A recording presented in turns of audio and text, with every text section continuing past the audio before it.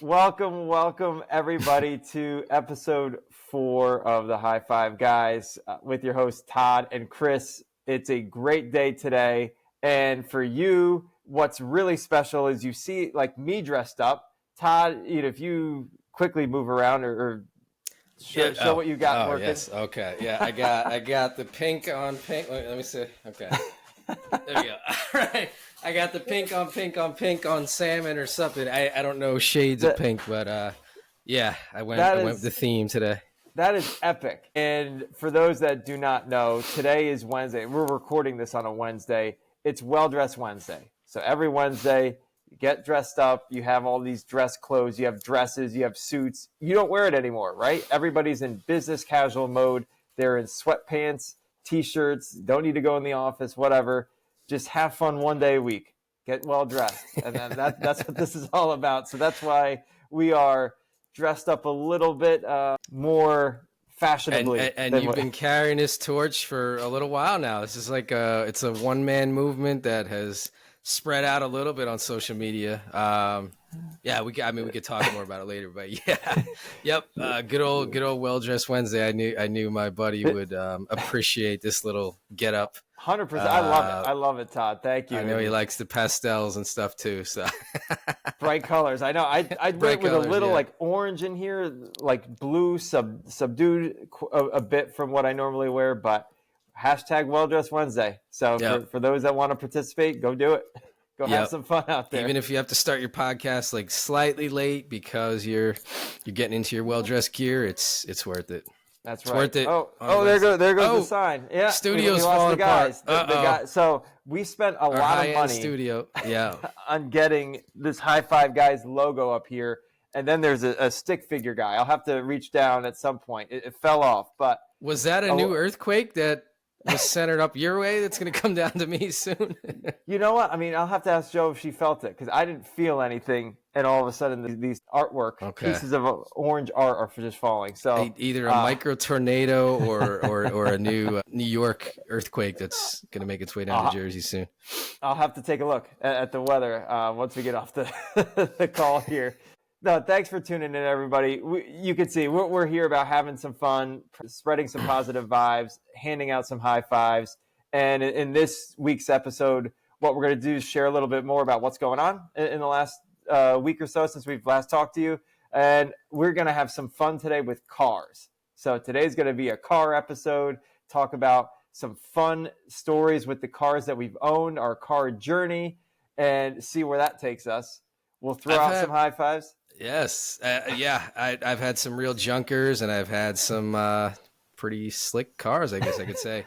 So I think that should be fun. Should be fun to talk about them. And me, like, I mean, in my case, I'll be trying to remember, the years of all these cars and stuff. I didn't plan that out so well, but I had some old junkers and things. So it could be fun going through that list. I was going to say, I look forward to hearing about it. It's going to be great. And yeah, we'll throw out some high fives at the end and close it out. So that's our episode for today. So with that being said, Todd, do you want to share a little bit about what's going on since last time we talked to you? I'm going to pick up the orange man. While we do that. Yeah, fix your studio decor there. That's right. There they are. Yep, there they are. Okay. Yeah. So I would say since we last got together, I am still unemployed. I am still rocking that strong. It's funny because I've told you. I guess I didn't tell people, but I received a severance along with so it was a round of layoffs that my company had. Right, it was a good 20 of us or whatever got laid off. So I got a severance, which was decent. It was maybe a few weeks worth equivalent. I actually thought I was not eligible to receive benefits, and I probably shouldn't even be talking about this but whatever. It's just something that happened. But I went and applied, and I thought I was applying just 2 days ago. I just thought I was putting in for this week only. Because I was assuming like the severance kind of like set me back. All of a sudden it rolled back the time to like the very first week that I got laid off. And it was like, are you applying for benefits for this week? And I don't know. I just said yes. It Because you seemed were to go unemployed. through. Yeah, yes, definitely was unemployed. Yeah. So it seems to be applying retroactively. So the net result of all that is that, interestingly, like, up until this moment still, that was April 15th I got laid off. This is now, a few weeks in the future.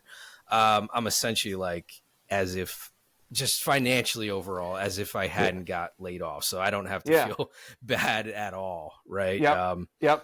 I'm basically like netting out with where it would have been if I just had continued on my job with no disruption at all. So feel pretty good about that, actually. I mean, it sounds kind of silly, but I feel good about that. No, and I think we do end up paying into unemployment in terms of when we normally have our taxes taken out, et cetera. I know New Jersey's got unemployment insurance, New York State, the same thing. And, that's what it's there for. We aren't the only two that, let's say, have lost our jobs. There have been, several, whether it's friends, family or whomever, right, that have lost jobs. That's what unemployment is there for, to help you out in that time. And it's great. To be able to take advantage of it when you need it. Yeah, I'm whatever. I think you would agree. Like, I'm not an abuser of any of these kinds of things or systems or whatever. But when you need it, when it's nice to have, it's doing what it's supposed to do in my case. So I have just continued to like sort of enjoy the downtime. I've kept busy. We're doing this podcast. I played some golf, doing a lot of music stuff. I mean, I think I talked about it before, but I it's like my days have been filled up. I mean, I think eventually the studio the guys want to keep moving. The micro tornadoes are back. Wow, it's unbelievable. You really have a special local climate there. Wait a second. Oh, look at that. That's kind of cool. It even lined up. It even lined up like on the slant. Okay, good stuff. But that's pretty much my update. Again, like just the same kind of stuff going on. And like I said, just keeping busy. How about yourself? Yeah. Have you been up to anything? Yeah, a few things. I don't want to say one's more important than anything else. I actually do start a new gig this week. Later this week, which is exciting. Received an offer from a tech company for being a FP&A finance consultant on their team, which is great. So it's a 3 to 6 month plus opportunity, and I'll get to be working with the team behind the scenes for the most part, working with some of the broader team as necessary, but really helping out on their financial reporting, their planning, on getting the systems to talk to each other. And so super excited about that. So that came in, had to set up my laptop. It felt like a sort of first day of school. So I'll get to see what that looks like at the end of the week. Hopefully a quick onboarding. And I think too, the interesting things that, you told me about it when you called me and let me know, Cambridge, Massachusetts, and full-time remote. Yes. That's interesting. Pretty cool. Yeah. And that's a great point. I do really like the capital region, the Saratoga Springs area of New York. There's so much to do, so much within a driving distance. Boston area, Cambridge, not necessarily in terms of somewhere that I see myself living full-time yet, but to be able to have a remote opportunity is great. And so maybe there's a chance to go to the actual facility itself. I don't know. Have you been there recently? Like Cambridge or no? Ever? I've been to like Boston years ago, but it's been a while. I would say, I don't know, maybe for people who are like familiar with the analogy, I would call it more like, Boston's like the Manhattan, and then Cambridge is like the Brooklyn.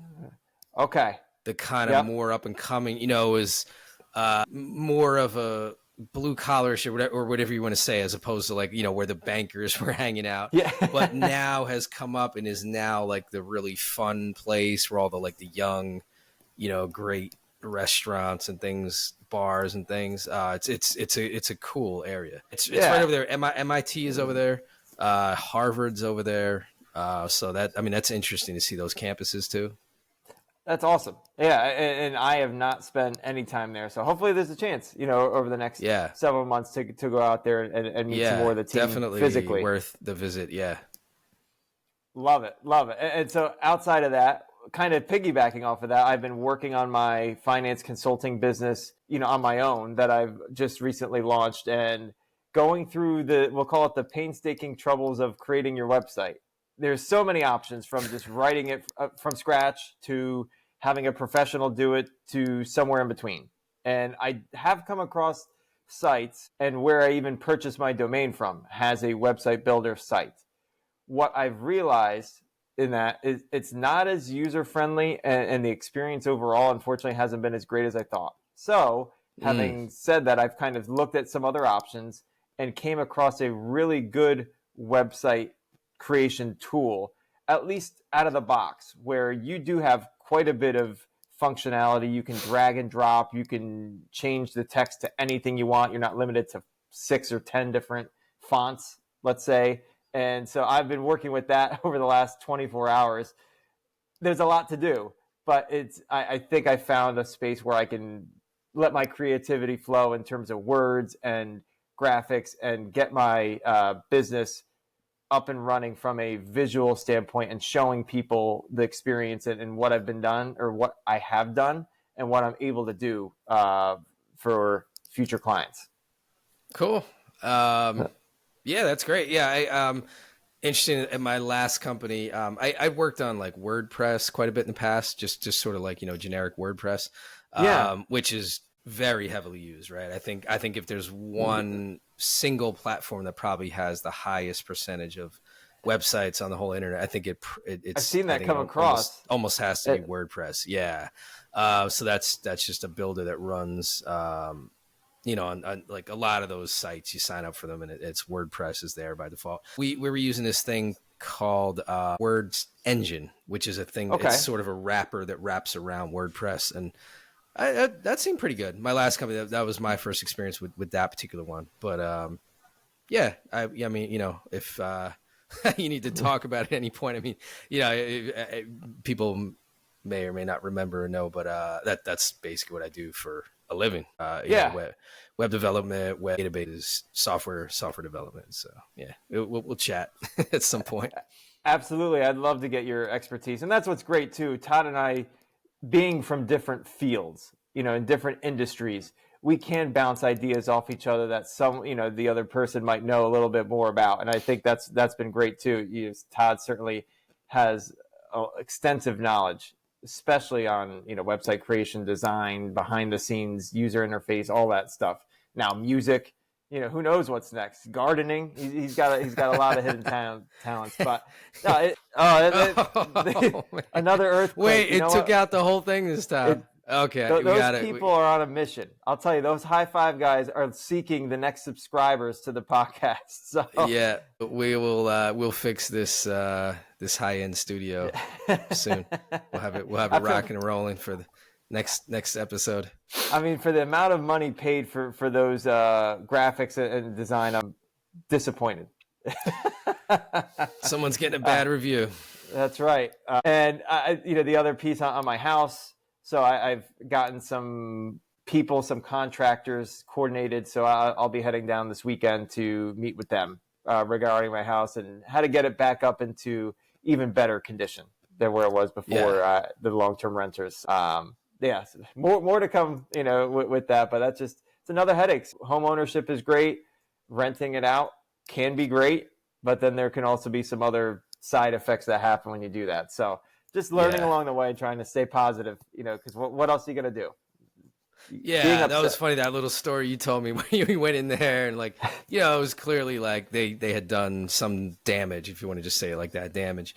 And you were I forget who you said you were talking to, but you were still in a good mood and they're like, man, how do you do that? And you're like, I mean, I love that approach on life. It's like, something kind of bad that happened. It's not the worst. It's not, there was no health degradation issue or something like that. Right. That's the real things. When it's going to eventually, it's essentially just going to boil down to like a little bit of a loss of money, right? That's really it. Yeah. So, yep. I mean, I'm similar in that sense. I get over it pretty quick.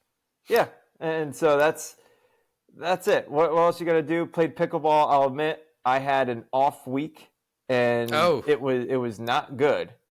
So I will be dropping down a court for sure. So my court one, my top court You were telling me you have been holding strong there in that, Yeah. right? Yeah. Okay. It's, you know what, too, you can blame so many different things, but again, take a look inside, introspective type of look at it. And certainly I could have played better. My partners, you trust them in doing, and meaning playing, hitting the right shots, etc. For me, it was not a good week. And with pickleball, just like so many other sports in particular, if you start getting in your own head, even though you can hit you can hit the right shots, you could play smart mentally as well, it starts going out the window and you end up not playing as well as you could.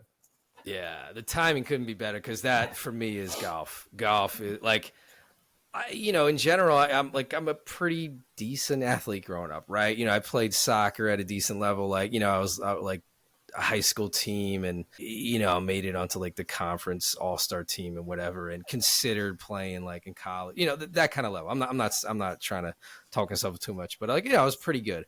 But I think one of the best things within that was I don't think I like I had a pretty good mentality, whether I'm like just making some small play, in defense, or I'm right in front of the goal trying to score a goal. A lot of people like melt down under that kind of pressure.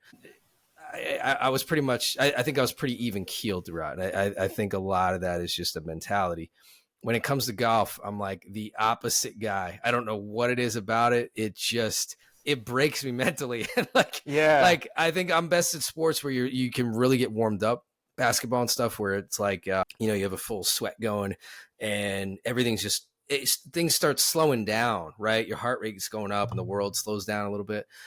With golf, it's like you just go and there's this big gap between like one shot to the next. And, I don't know. It gives me too much time to get inside my head and overthink everything. And next thing I know, my club is being hit into the dirt and the ball is trickling 5 feet in front of me. Yeah, it's. I know your pain too in golf. I have thrown a club into a tree. I was there for that. It's happened, and you never got that club back. Nope. And I ended up getting a better club. On paper, a better 5-iron came into my bag. That was hilarious. Yep. Oh, brother. So, okay. You want to talk about some cars? Yeah. Let's talk about some cars. Yeah. Vroom. On cars, I was thinking about it as we were preparing for this episode. What can I find? Maybe one unique, what's it called? Quality characteristic of each of the cars that I've owned that I wanted to look for also in the next car. Find the years back. Let's go 20-ish years ago. I purchased my first car. So the first car that I ever really drove was my dad's, and it was a 94 Suzuki Sidekick. So I did not own it. That was his, but I was able to drive it to school when I got my license. And that thing was great. It had 85 horsepower. When you went up a hill, the car was noticeably slower. It was amazing. Foot down, pedal to the metal, and it was going 65 when you were just doing 75 earlier. Definitely didn't trust it over 75. Nice little boxy SUV. But when I got my first job, I needed a more reliable car to get to and from work when I was working at Mars. I ended up getting a 2005 Kia Optima LX luxury. I don't know what the LX actually stands for, but it was white. It was wonderful. It was a Kia. I didn't need the fancy brand names, and I still don't necessarily need that, but it was a great car. What I really loved about the Kia that I needed to make sure was in my next car was the fact that it had we'll call it a manumatic transmission. So it was automatic, but it gave you the option to shift if you wanted it to. That had that? I wouldn't have guessed. I didn't remember that. Okay. All right. And I loved it. It was great. I felt like I was driving a manual car. I didn't need the third pedal. It was wonderful. I had a great experience with it. And I drove 25,000 miles-ish in that year. And I ended up getting a newer car because I felt like I needed a newer car. I didn't need a new car. That car was perfectly fine. Went underwater in terms of the financing on this new car, but I did get what I thought was a good deal for the price of the vehicle. It was a Hyundai Azera. So limited. It was a 2007, Hyundai Azera Limited. It was dealership owned, 6,000 miles on it in that year or so. To me, that was like nobody drove it. 6,000 miles. Oh man, this was wonderful. The heated seats. So that was actually a big thing. It had a tape deck and CD player. I loved it because I had my Hootie and the Blowfish tape. I had a Puff Daddy and the Family tape. I could play that. I had some CDs. It was great. So I ended up then having that car for the next 170,000 miles. And unfortunately, that car was totaled in an accident, and I had to get a new vehicle at the time. I loved it. It was a purple color. It was actually called aubergine, if you looked it up. Aubergine. Oh, that's a funny name because that's like the foreign, like French word for eggplant. Was it that kind of color? Yes. And it just so happened that it was very unique. I didn't care necessarily about the color. It shined a bit and was really excited about that. I loved it. It took me from Penn State to New Jersey to Cape May and everywhere in between, which was awesome. Loved it. It had even foot pedals where you can, with the power button, power foot pedals. Maybe that's what the easy term is. You could actually move them closer, further away. Any event, Azera was gone. My only brand new car that I ever purchased was the next one. It was a 2012 Hyundai Sonata. It was white and it was great. You're nodding your head. No, it's just funny. Like going through your history, it's like staying within the South Korean family, right? Let's go. It was great. I mean, I know Hyundai definitely is. Yeah, Kia too. Yeah, they are the we'll call it sisters, cousins, whatever you want to call it. That was great. They share some of the same platforms. The Hyundai Sonata was the only brand new car I bought. What I really liked about the Hyundai Sonata was it had a sunroof, which was terrific. It was actually a panoramic sunroof, and so at the time that was kind of unique. Todd, the gas mileage. The one faulty thing I've done with that car was drive it till it was filled with zero gas, 0 miles on empty. I never ran out of gas ever in my life, but there have been several times where I've driven the car and it said 0 miles, to empty. You can't go any further. But my math sense says there's an extra gallon in there. Maybe there's a half gallon. I think that's typical. Yeah. I did push that car, and the success of the Hyundai Sonata, it went 211,000 miles, 212,000 miles that I've driven at in like the 5-year time. Picture that. That's kind of crazy statistic. But I will say, in general, though, running close to empty, like, not the best idea overall. Because there's like residue, right, that sits at the bottom of your tank, and and it's good that it stays there. It's like the bottom of a beer bottle or whatever, right? Like the weird stuff. Yeah, and if you go too low, you start sucking that up into the lines. That's a great point. And I actually had to replace a fuel pump primarily because of that issue in that car. Yeah. So, but the one caveat with the Sonata, that took me everywhere. I drove that. It didn't matter where I was. I surprised my friends. I drove from the Poconos in Pennsylvania to Philly to Penn State and back in like a weekend, just cause. Yeah, I remember you being a mileage monster. I mean, weren't you doing like 50,000 a year or 60 or something? Wasn't it somewhere in that range? 50? The 40. I was doing. 40? I did 40. Okay. I did 40 in that car. That's a lot of miles. It was in a year. It was crazy, but well worth it. And the best part was on one tank of gas, I should say. I did take a photo of it. I have to find it or take a look at it. I think it was 610 miles that I went in one tank of gas. Whoa. Yeah, that's a lot. Great gas mileage. That was the cabin. It was the best gas mileage car I've ever owned. And this was during long distance relationship time frame too, right?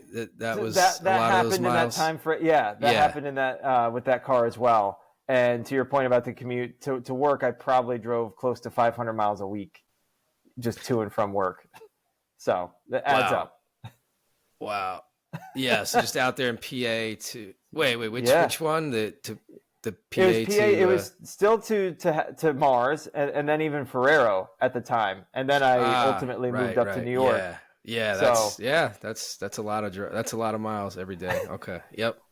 So great car. Ended up then gravitating to Lincoln, and I don't know, not necessarily why. And some people might see it as a prestigious brand. Some might say not really. It's just glorified Ford.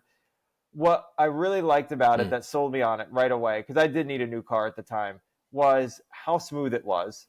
One, and then secondly, the Xenon or LED headlights, whatever you want to call it. I never experienced that before in a car. The Sonata had just halogens. You had to replace the bulbs every so often. One would go out. This Lincoln had not only LED headlights or HID headlights even, but they were adaptive. So they did move along the curve when you were driving. And I never experienced that in my life. I had the car as like a loaner for 2 days. And I drove it at night from the dealership. He said, keep it for 2 nights, bring it back to us on a Thursday. I was sold on it because it felt like a spaceship inside. It had capacitive buttons. It didn't have knobs to turn on the radio or the heat. They were all push button, embedded in the center console. And okay. The adaptive headlights. I felt like I could see into another state. That made a huge difference. Unreal. Yeah. Okay. With the amount of night driving I did. Honestly, that sold me on the car. Cool. Now, when you said smooth, you mean like the ride quality and also, let's say, like the acceleration, like the engine and everything? Yeah, so that's a fair point. It had 240 horsepower, so it had enough, right, to get going if you needed it to. And I wasn't like a pedal to the metal kind of guy. I was certainly still about gas mileage. It was all about the comfort ride. That was the smoothest driving experience that I've had. And I haven't driven Mercedes, or I haven't driven a Tesla or BMW at the time. And I fell in love with the Lincoln. It felt like a cloud. Honestly, felt like a cloud. So okay. I got it. It was a one-owner car, 17,000 miles when I bought it in 2017. And fast forward 4 years later, I put 150,000 miles roughly on it. And I sold it to a fellow Lincoln owner. And I sold it because I purchased a newer Lincoln. I purchased the 2017 Lincoln MKZ, all the bells and whistles. It's a black label, meaning special edition. It has themed interior, so I have a thoroughbred theme. So it's based on horse racing and has got a very rich, let's say, I don't know about mahogany, but leather type of look, like a saddle. And it's got a 19-speaker audio system, panoramic sunroof, all the fun gadgets in terms of blind spot monitoring, adaptive cruise, which I don't like, by the way. I don't like that feature. But what I really liked love about my car, I still own this Lincoln MKZ, it's the heated steering wheel. I didn't realize how much I would love a heated steering wheel. Essential for me. I have bad circulation in the hands. And so, it's real annoying. I can be fairly warm. Like my body can stay pretty warm in my legs and things. But I have the bad circulation to the hands and feet. And those extremities alone can be like 10 degrees colder than the rest of my body. So for me, it's like essential. Game changer. And so I really fell in love with that feature. And when I'm looking for a new, let's say, everyday driver, whenever that time comes, I think the heated steering wheel has to be there. To your point, my circulation as well on my fingers in particular are bad, especially in the winter months. Yeah, if I didn't have that, I don't think I would care so much. I think it matters more to me. And I actually, I didn't even quite realize you had that. But I know it matters more to us than it would the average person. But on a cold day, it's pretty nice. It's great. And this car, again, still smooth. Slightly lower profile tires than the other MKZ. It's fancy. I like it. It's got tinted windows. You can't see out of them, especially at night. So you're just backing into the garage has been fun. I love it. I absolutely love it. I'm able to fit my bike in it without taking it apart. That was a prerequisite on many of the cars that I've owned. The Sonata was the same thing. I had my first bicycle at the time. And Is that road bike. is that just like right in the trunk, or that's like with seats down? With or the something? seats down. Oh, With the okay. seats Okay. down. Yeah. Yeah. You All can right. just All right. put your bike in it. Yeah. And I love it. I love it. Easy peasy. Oh, the Lincoln MKZ, for anybody looking for a very smooth ride, quality ride, want that sense of luxury, but don't need a fancy brand name or badge, I would look at a Lincoln. Absolutely. Hands down. Love it. And most recently, I did purchase a non-everyday car, but it is a 2012 Audi TTS. It is bright orange. I love it. Solar orange is a technical name.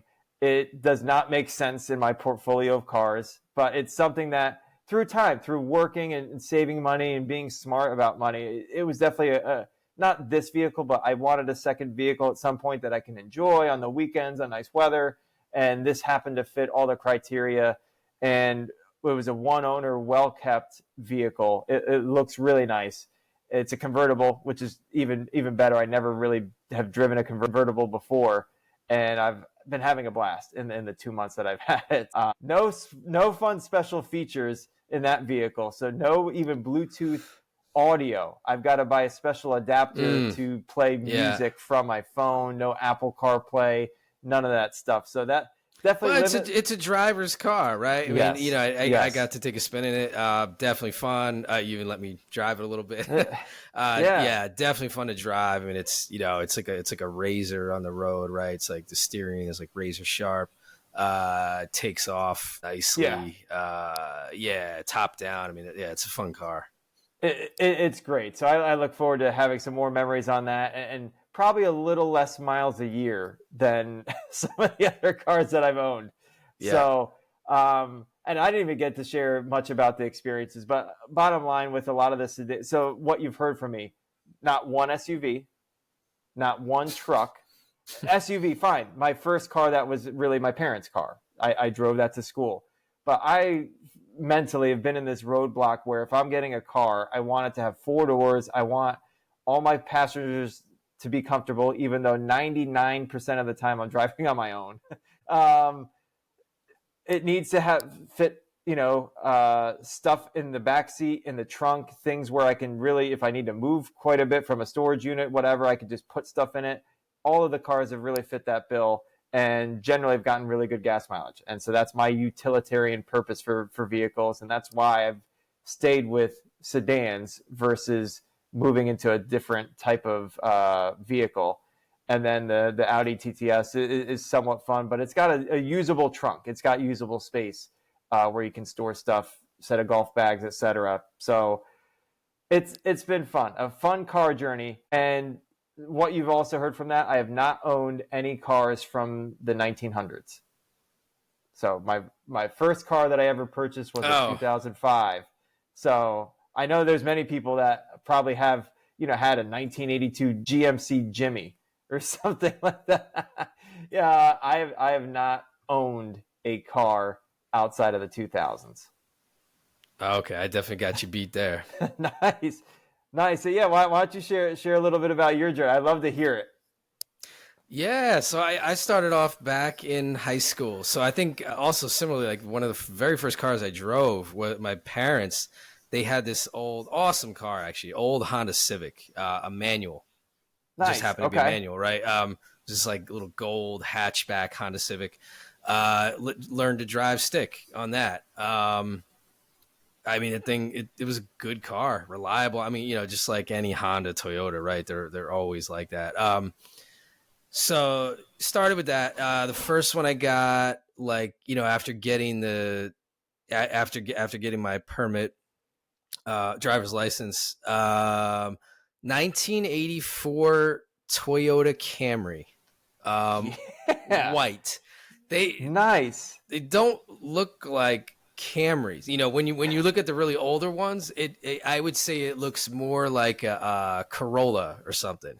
Okay. I don't know if Corollas existed then. Maybe they did. My parents probably did.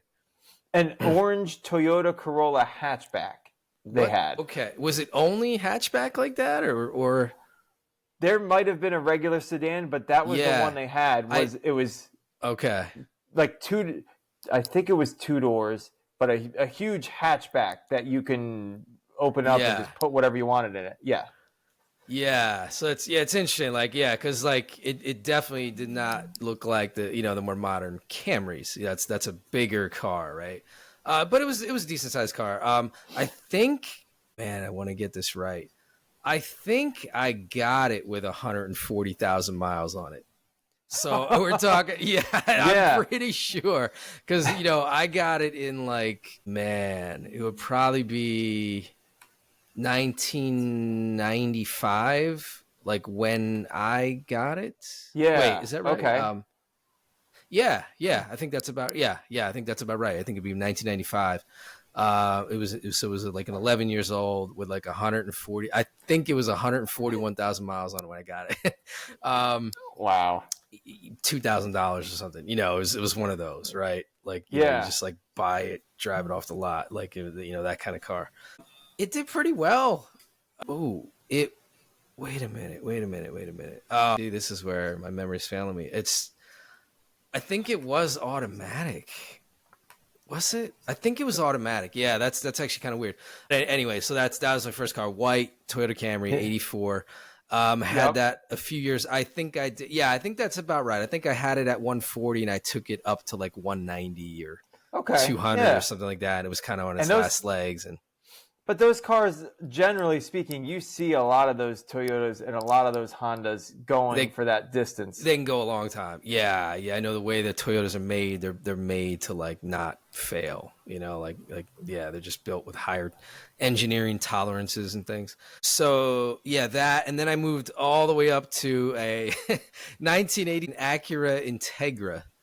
And that's a sharp car. Not bad. Yeah. Also white car. Not looking a whole lot like probably the Integra, those Type R or whatever. It's not looking like that, right? It's much more of like a hatchback type car. This one was definitely manual.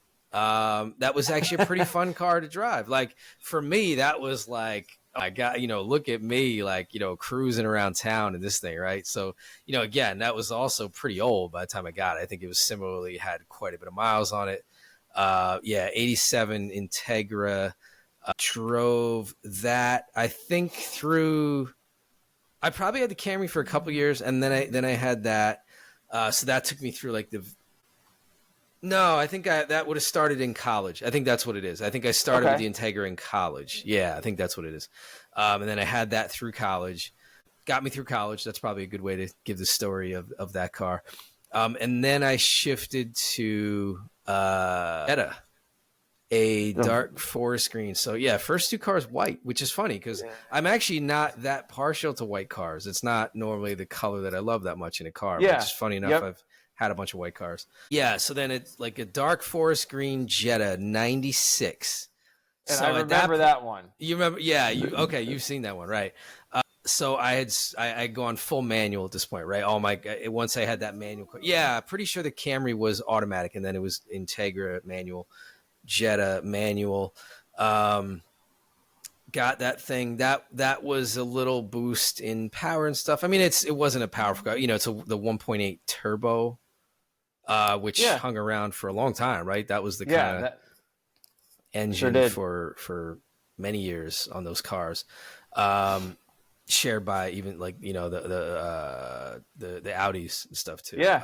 Different version. I mean, it was quite a bit weaker back then. They got a big power boost later on, but it was a fun little car. 170 horsepower kind of car, and if you're revving it with the manual and everything, like you could have some fun with it.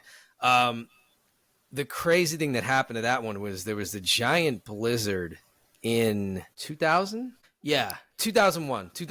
There was a huge blizzard in 2001. Yeah, this is what happened. So I had it through college. I graduated in 2000, right? Yep. That's how old I am. Pretty old. And there was that giant blizzard. I was living in New Brunswick at the time. I was commuting to Parsippany. That was okay. Yeah. Wait a minute. Okay. Well, I started with a .com type job in the city, so I was doing like the train commuting to the city. But then the very next job, I was commuting to Parsippany by car. So that was the car that was taking me, to work there. So there was a 3-foot blizzard, 2.5 feet came down in like a day. Huge. Right? Okay. Yep. Ridiculous blizzard. Yeah. I mean, the type you walk around and like, you're almost like covered, like really crazy. I was coming up the street on the way, like the road I lived on in New Brunswick. And I was sort of slipping, I had like the summer-ish type tires, the pretty wide, like summer type tires. Right. Yep. And there was a truck behind me that wasn't happy that I was taking a little longer than normal to go, and just decided to like barrel around me. You know how these truck drivers are, right? Yeah. Some big whatever Chevy or something. They just, it snows out and they think it's like, they got to prove a point. They'll drive faster than they drive when it's dry, right? Yep. Yeah. That's so right. he goes barreling around me, hits some big snowbank, starts fishtailing. The back end comes out, smacked into my car. So that was the first kind of like accident that I had with another car. That got covered, whatever, and eventually, but that's probably the pretty good story. Yeah, I guess you met me in that car. That's funny because I don't think I actually would have guessed that I still had that like when I met you. I would have guessed it was the next car. No, and yeah, I remember it. I think I actually remember even the license plate number that was on there. I'm not going to share that with everybody. Yeah, that's a super. But I do remember that. Yeah, that's funny. So then the next one was my Audi. So I got the Audi A4 black. Loved that car. That was real fun. The Jetta was, I think, no, it wasn't the turbo. That's right. I got the turbo engine with the Audi, the 1.8 liter turbo. That was when I went to the Audi. And that was manual too, right? It was also manual. Yeah. It had a nice manual shifter. It just was a noticeable upgrade in those regards. Like, it was a little faster. It was the manual was a little silkier, smoother. The steering was a little better. Everything, the sound system, like all of that was an upgrade over the Jetta. I mean, same family, right? That's the higher end, that's essentially right. Jettas in a way. Yeah, love that car. I had that for a while. So that was a 2005 Audi. Yeah, I think I got it in 06. I think it was in 05 and I got it in 06. I got it with 14,000 miles on it, but it was like $9,000 off the price, something like that. I feel like I got a good deal on that. Sure. Yeah. Sure. Just especially 14,000 like the first miles year or two. Yeah. Like that first owner took a big hit of the value drop. So I thought I did well on that transaction, and I love, I always enjoyed that car. The end of that car's life was a little, not the very end, but towards the end. I was driving on the highway one time. We were going down to DC area, and it had a fuel pump issue. No, oil. Oil issue. Yeah. So I was driving, maybe oil. Don't quote me on that. But essentially at the end of that, what happened as it broke down, I limped it in. So I was on the highway, like 95. Yep. It limped into the next exit and then, to like the next gas station. Barely made it there, but I found out like the turbo was shot. That's expensive, right? Yeah. Meanwhile, I'm hundreds of miles away from home. So I stayed down in that area for like 3 weeks while they were like finding parts for it and sending them in and fixing it. So that was a bit of a nightmare ordeal. Whatever, the car's fault or not. But yeah, like I had to find a new turbo, like somewhere in PA or somewhere probably down south or something, somewhere weird. Sure. And actually like you said, had to wait to get that put in and your car fixed. Otherwise, I mean, you're not going anywhere. So that was that. What's funny is I think I'm forgetting the car now, but I'll zoom in. I can come back if ever. You probably remember it. But the next one I would go to is now, where I got into my sort of fancy cars. So next up that I would talk about is the Alfa Romeo Giulia. Yeah. So that is you hear Alfa Romeo, you're like, oh my God. It's, not that crazy of a car, right? It's the sedan. I absolutely love that thing. So that was a 2018. actually was back to automatic. So I went back to automatic there for the first time. Just Azzurri blue, which is basically like it's like the Italian flag, like the Italian soccer team blue. Which is like one of my absolute favorite colors. Yeah. So that thing, it would also like, it's that type that would like, it would shift colors a little bit, like blue to purplish, depending on, or at night it would come down. There'd be like these little like pink hues and stuff. But I mean, the steering on that thing, just absolute butter. I mean, it just carves up the road. It like leans into your turns. You're driving, you hit a bank, and it's like you never feel like it's pushing you out of your seat, right? It's like pushing you into your seat. You're like locked in. Like the steering on that's just phenomenal, and it's also way faster than any car I had before that. This is like a 260 horsepower kind of car. Enough power to go. Oh yeah, when you needed it. Yeah, so that thing's fast. Loved it, absolutely loved it. Had that that was a lease, so I had that during its time. And next up was the Tesla, so I had to get back to some white color car roots, or for whatever reason. It's just like the standard Tesla color, right? And I mean, partly on the decision there on the color was it's, I don't know if people know this, it was a funny little thing. They charge. There's upcharge for any other color besides white. It's one of the reasons there's so many damn white Teslas on the road. It's good perspective. So any other color except white was an upcharge? I'm pretty sure. Yeah, I think like black is 1,000, a red is 2,000. I think blue might be like 500. It's weird. It's really weird. There might be another color that's 1,000, but it's that's a significant when you're already spending a lot, right?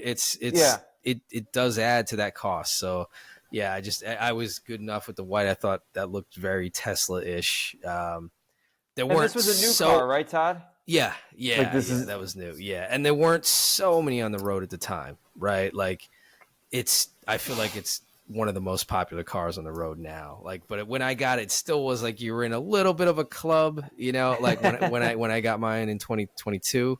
Now it just feels like everybody has a Tesla. Whatever, But I love it. Yeah. Now, what do you like most about the Tesla? Oh, I mean, so many things. I mean, the electric drivetrain is awesome. Not ever having to deal with gas, charging at home. You drive home, plug in, at a cheap rate, right? I mean, I got it just in time too. It was when like gas prices went through the roof.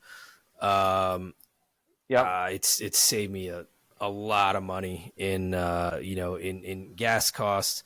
And it drives great. I mean, it's stupid fast, right? I mean, I also have a Model 3. The long range one. So the range goes up to 350 miles on a full charge. But it's very fast, 4.2 0 to 60, whatever. And if you buy there's a turbo acceleration boost software you can get that takes it to like 3.7 0 to 60, which I mean, it's just, I don't need that. That's absurd speed. I mean, you're approaching supercar speed. Not even hearing it. Yeah. So and that's what I have now. So I'm loving that. It's all the concerns of like, are there charging stations around on a long trip? I mean, you've seen it. You stop at a station, you get yourself a coffee, and by the time you're back out at the car, it's got 100 more miles on it at a supercharger station, and you find the stations around all over the place. So yeah, I've never had any issue with that at all. No, that's terrific. I love it. And so it sounds like for right now, I mean, this car is going to be the car for a while. It'd be tough for me to go back to gas. I think I'm an electric guy for the moment, for a while. Interesting. Because I know I have not made that venture yet. Not because I don't want to. Part of it is because of, we'll call it the mileage or range, which interestingly, maybe that's a mindset, but I said I'd like to be able to drive to Pennsylvania, see my family, or be able to drive wherever and not have to worry about stopping for gas, finding a station. I think what's nice with Teslas, and you've let me drive it, you've shown me a few features too with it, is that it helps you find these Oh yeah, chargers. you just plug in your destination and you let the computer, it just calculates it for you. Like it finds a charging station along the way if it knows you're going a long distance. And and like I said, they're always around. You know, those big roads that you're going to be on to go a long distance, you're always going to find one along those. Yeah. Yep. Especially now, it's only grown. You know, even back when I first got my car 2 years ago, already I felt like the coverage was great. I see it expanding all the time now too. These new stations crop up all the time. So yeah, they're all over. And I think it's a great, you know, range of cars that you've experienced too, you know, in the past. And I have not had a manual car. I know I've driven, I guess, one or two. I've driven a NASCAR. Yeah. You probably drove manual. Did you drive my Audi sometime? No. I don't think so. Oh, maybe because you didn't have the background. Yeah, I was probably like, yeah. No, really. I think you don't want to run the risk of like, you know, No. just you feeling bad about it or something too. Like you know, you did whatever, you know, you stripped the gears a little bit or something. But That's right. Like one of my fears was, you know, to break the clutch, you know, get in an accident, right? Just because they don't know how to shift the car. You get stalled on a hill, then what? That's always fun. Okay. Yeah. No, my dad, he's had manual, you know, cars too in his past, but just not something when we took the driver's test, when I took the driver's test, it wasn't mandated to have automatic, because I actually think it now is in the US that you have to drive automatic, but that was just the car at times. It was one less thing to worry about. You know, the parallel park was that was the fun part. So no, it's cool stories. And I think for those tuning in, you know, would love to hear your stories. You know, was there a car or some sort of car experience that you've had which was fun, which was awful? You know, what was terrible? What was a fun feature that you've had? I didn't get a chance to share that in the Lincoln, but the Lincoln that I have now does have massage seats, and I love it. You press the button, and I'll admit it's a little hoity-toity, whatever. My back and butt feels nice on a car ride, but no, it's cool. And Todd, we were talking about this too. I think we didn't know all the cars that each of us have driven and experienced. So it is cool to be able to share those memories and you know, hear the stories about the cars. And who knows what's next? Maybe I'll go electric. I don't know. I think you should join the club with those prices that are out there now, man. Yeah. I mean, there are incentives. There's definitely some good incentives too. And you know, I'll admit, there's one electric vehicle that caught my eye. It is a 2025 Hyundai Genesis GV60 coupe. I believe it's electric. And I say that, I think I said coupe, maybe it's not coupe, but it is actually an SUV. And I don't know if they call it hyper orange or something. It looks amazing. You're just gonna have two orange cars, and riding around with your orange ties. Everybody's funny. Yeah, they're already annoyed. No, I love bright colors. Why don't we hit them with some high fives of the week? What do you think? You know what? I'll go first this time. Yeah, I feel like no, and thank you for you know, sharing the car story again. Really awesome, Todd. That's a fun journey on the vehicles. For my high five of the week, I'm actually giving a shout out to the firemen, the policemen, the everyday people that have been helping out over the last 2 days or so with all the tornadoes in the Great Plains. I don't want to say suckered into it. I'm interested. I'm intrigued. I've always been intrigued by weather, but watching some of the videos on YouTube or on social media where there are people, just strangers helping strangers. There was actually the one that caught my eye, and that's why I thought of this and said, have to give a high five, was this gentleman who went to this town. I think the town is called Bartlesville in Oklahoma. Had a huge tornado come through, and there was a family that was barricaded in their house. One of their children was a quadriplegic, and it was raining, and you know, he went to make sure they were okay, was trying to talk to law enforcement and get them a vehicle that could transport them somewhere so that they could be safe, and just did not leave until they were safe. And the next morning came back and actually helped another local resident find their dog that was missing.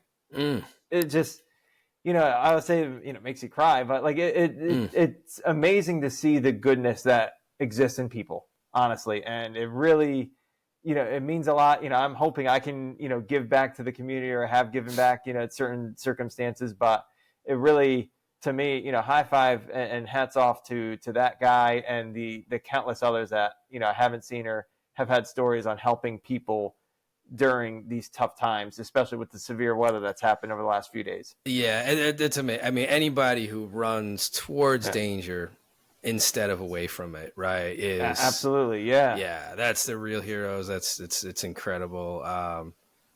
Yeah. I mean, that has to be rewarding work too.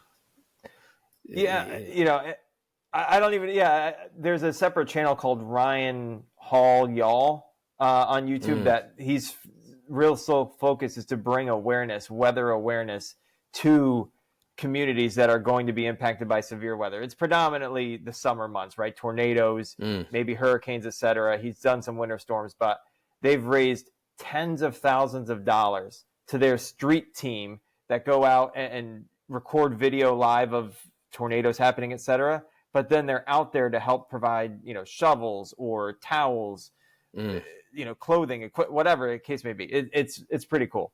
That's great. Yeah, amazing cause. Yeah, that's really cool. Okay. Well, my it's a lot sillier. I'm actually calling back, and I think just the fact that it's Wednesday, it's probably not very often that we'll be doing this show on a Wednesday. So I'm calling that. My high five goes out to Well Dressed Wednesday. All right. Chris has been just a monster on social media with this. Just like I said, just a one-man kind of band carrying this thing. Buddy Kyle and I, we submitted a Well Dressed Wednesday video that one week. We actually have to do another one of those sometime. Yep. We had fun with it the one day before a round of golf. But it's fun. It's a fun little. I feel like it's like your brand on social media, just doing something a little different. I don't see anybody else doing that. The hilarious story I have about Well Dressed Wednesday is I've never seen a funnier Instagram search in my life. Okay. So when you were first telling me about it, I'm like, I think maybe I'm taking credit for this, but you could tell me to like start hashtagging Well Dressed Wednesday along with your posts. Maybe you had been doing that, but you said like you had wanted to see maybe there's other people doing it. Yeah, I think it was what. And so I went searching for Well Dressed Wednesday, the hashtag, and the wall of photos that came up was the funniest thing I've ever seen in my life, because apparently the other movement that had traction, the only other one on that hashtag really, was dogs. So dogs dressed like small dogs dressed in like whimsical costumes, right? So it's just an entire wall. If you can picture like a Instagram wall of the grid, right? And it's just funny dog in a suit, Pomeranian in a top hat and stuff. It's just like 30 photos like that, and then it would just be Chris in the middle of that grid. It would be a photo of you dressed up in your suit and tie, and then I'd scroll the next page, and for the next week it would be Pomeranians and Dalmatians and whatever, and then there's Chris in the middle grid again. Nice, surrounded by excellence. The most hilarious search I've ever seen in my life. There's nothing I've ever seen that's funnier on social media. So, yeah, I don't know. I just figured since we were dressing up today and stuff, like I might as well call it out. No, I probably wouldn't get another chance to tell that story. So yeah. And the Well Dressed Wednesday, it is like I'll call it an exclusive club, but it is all encompassing. So anybody who wants to participate, clearly the dogs get it. Join in. Todd's in it. Go on to Facebook, Instagram, or something, and get dressed up, get looking good on that Wednesday, and sometime during that day, just pop those photos out there and hashtag Well Dressed Wednesday. Just spell it out. That's awesome, Todd. And I know just the quick shout out. Like I've been doing it. It's like a shirt and tie is normally what I consider well dressed. I'm a guy. I'm a gentleman. I feel like that is a good look. You see businesses or people in suits, etc. Fine. For women, it's a nice dress, fancy dress. You could think Kentucky Derby. That's always a fun outfit or something to that effect. Wearing some fun clothes. Yeah, it's a good time. So I'll admit, a very just fun thing. Just trying to be myself, be a little quirky, and so that I've been doing Well Dressed Wednesday for years now, and just hope to continue it. I still got these clothes, got to wear them. So, nice. Yeah. So, okay. No, cool. awesome. And, Go. Yeah. Go for it. I was just gonna say, just real quick. I mean, rest of the day. Any good plans for you? What's happening? So the sun's starting to peek out, which is really nice. But I'm gonna be sitting inside my little hovel, maybe in the studio, the HighFiveGuys, earthquake-ish studio. I got to pick up that sign. But working on the website, working on my business website. Okay, I actually got a mentor meeting later on. Oh, okay. So nice. To go over some progress, etc. Cool. And get ready. Oh, I want to save it for the next episode. I'll save something for the next episode. Actually, it's happening. Yeah. But for me, this is a little crazy, but I guess Sam Ash going out of business, like nationally, right? I know there was one store that like a couple weeks ago, my friend told me about. She told me it was happening, and but I guess it was just that one. But now there's these stories like the whole thing is going. So I'm gonna go check it out. I'll see if there's any like blowout deals yet. Yeah, we'll see. I mean, it might be too early. I don't know, but I was gonna check it out. Could you be purchasing? It could be another guitar, music equipment. It could be. I think the practical thing at the moment would be so the latest purchase is like a speaker, right? You call it a PA speaker, public address speaker.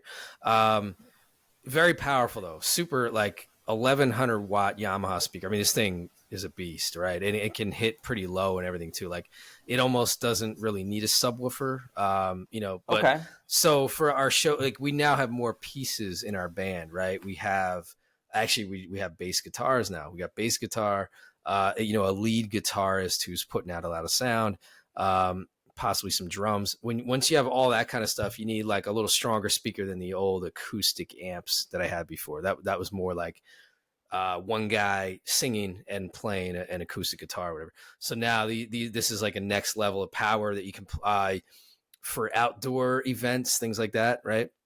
But I only have one speaker right now, so maybe I could get the pair to that. That would be the practical purchase, would be rounding out where I could have enough power to, like, let's say, do a wedding, do an outdoor venue, that kind of thing. That would be the practical purchase. Well, I'm sending you some positive vibes that you will find a great deal. We will see. On a good speaker. Yeah. Or who knows, whatever, right? Whatever ends up in your shopping cart. So it's always a fun time to shop for bargains. Yeah, deals. Definitely. Yeah. Blowout sales and stuff. Yeah, it's kind of fun. I'll say bad for Sam Ash, but good for Todd. Yeah, really cool place. I mean, awesome place. I mean, I've had great. I've more gone to Guitar Center, but the times I've been to Sam Ash, like amazing people there, super friendly. Just go pick any instrument up, play it. Like they're really cool. So yeah, that's sad for them. Absolutely. So no, good luck with that. That'll be great. We'll see what comes of that. Maybe I'll have show and tell next week. We'll see. That could be something fun for an episode. Yeah. I love it. Sounds like a great time. So your day is going to be awesome. My day is going to be great. Your day. So everybody else who's listening, who's tuning in, your day is going to be fantastic. So don't even worry about that. And if you dress up somehow, put on a well-dressed Wednesday outfit, it's going to be monumental. I mean, you will be able to conquer anything. Washing dishes, cutting the lawn, we'll call it raking leaves, or washing your dog. I mean, all of it is going to be spectacular if you're dressed you well. Want people wearing their best outfits for all those activities. Huh? Okay. All right. For any occasion. Okay. Well-dressed Wednesdays, any occasion. But no, thanks so much for tuning in. Todd, you crushed it like always. It's a great time doing this podcast with you. So for everybody else, listen, have a great day. Enjoy, and we'll see you on the next episode. Adios.